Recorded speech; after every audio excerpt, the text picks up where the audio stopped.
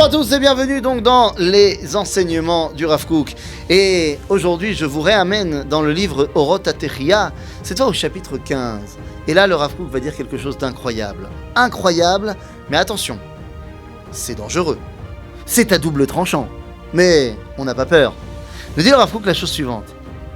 Lorsque Am Israël ou Bekoar Gadol, vous savez quoi, je vais vous lire le texte parce que voilà, nous dit le Rav, chez Koach Israël Gadol ou Nishmato Meira Bekirbo, lorsque l'âme d'Israël, eh bien, on peut la voir s'exprimer au quotidien, que à ce moment-là, le peuple juif, dans ses actions, réalise la volonté d'Akadosh Baruch Hu, lorsqu'il y a la Kedusha, lorsqu'il y a le dévoilement divin qui transite au travers le peuple juif, nous dit le Rav Kook, eh bien, à ce moment-là, aucune influence extérieure ne peut être négative.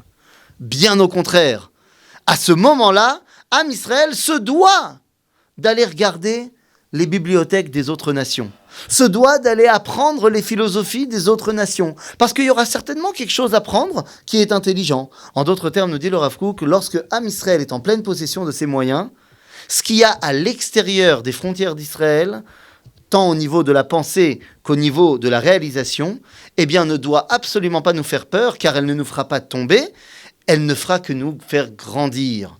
Ah oui, mais attention, le Rav Kook dira, mais par contre, lorsqu'on part en exil, et que nous sommes complètement renfermés sur nous-mêmes, eh bien, ce renfermement est là pour nous protéger.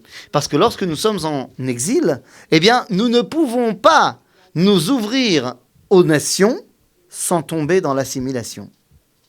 Alors me direz-vous, qu'est-ce qu'on doit faire aujourd'hui ? T'inquiète pas, le Rav Kook a répondu à la fin de son paragraphe. Il dit, certes, nous ne sommes pas encore, je parle à son époque, il y a de cela près de 120 ans, il dit, certes, nous ne sommes pas encore revenus à la première phrase que j'ai dit, mais nous sommes en train.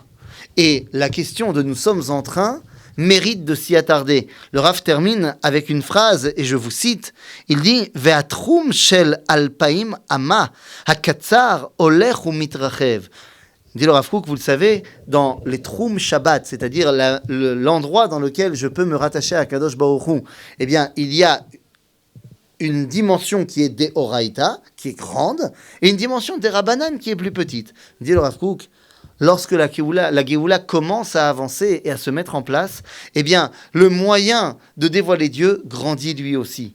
En d'autres termes, est-ce qu'il faut attendre d'avoir déjà le dévoilement divin au Beth Amikdash pour commencer à apprendre ce qu'il y a à apprendre des autres ? Dit le Rav Kook, non. Lorsque le processus de la Géoula est déjà mis en place, eh bien, c'est le moment où tu dois commencer, eh bien, tout simplement à t'ouvrir à d'autres enseignements, car ils peuvent t'aider à réaliser les pleins potentiels du peuple d'Israël. Est-ce que ce n'est pas dangereux ? Est-ce que je ne risque pas d'aller regarder des choses qui risquent de me faire tomber ? Nous dit le Rav Kook, ne t'en fais pas. Si tu es attaché à l'enseignement de la halacha, eh bien l'ouverture ne te fera pas tomber. En d'autres termes, nous dit le Rav Kook, notre génération vit le dévoilement de la Géoula, elle se doit de redevenir une génération qui n'est pas seulement érudite dans la cacheroute, le Shabbat, mais elle se doit d'être érudite dans tous les domaines de la vie. Et plus la Géoula avancera, et plus nous devrons connaître le monde d'Akadosh Baruch Hu. À bientôt les amis.